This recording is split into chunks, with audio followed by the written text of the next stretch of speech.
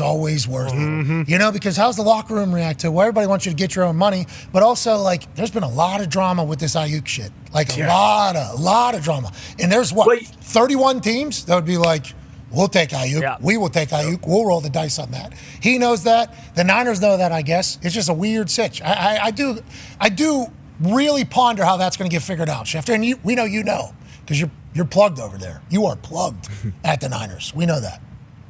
Well, here's what I would say there. They have wanted him back. They've intended to bring him back. But the wide receiver market has shifted, which makes it tough. So it's harder to do a deal now than it was a couple of months ago.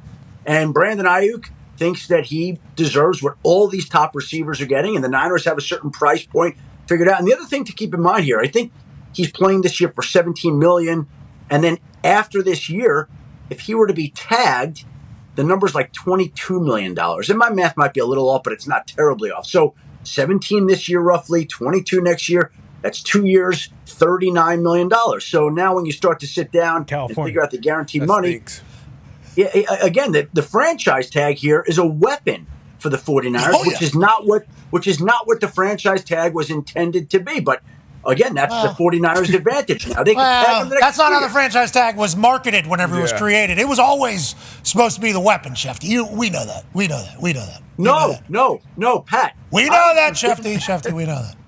Pat, let me tell you this. I was in Denver when the franchise tag was created, and the Broncos owner, Pat Bowlen, was one of the driving forces behind it, and he helped create it to make sure that guys like John Elway would not be allowed to leave Denver. Faces of franchises, quarterbacks, vital people. Not a weapon of the franchise. That's the point. No, Shefty, what are you talking? Well, Come on, Adam. As it came out of your mouth, shit, I'm full of shit right now.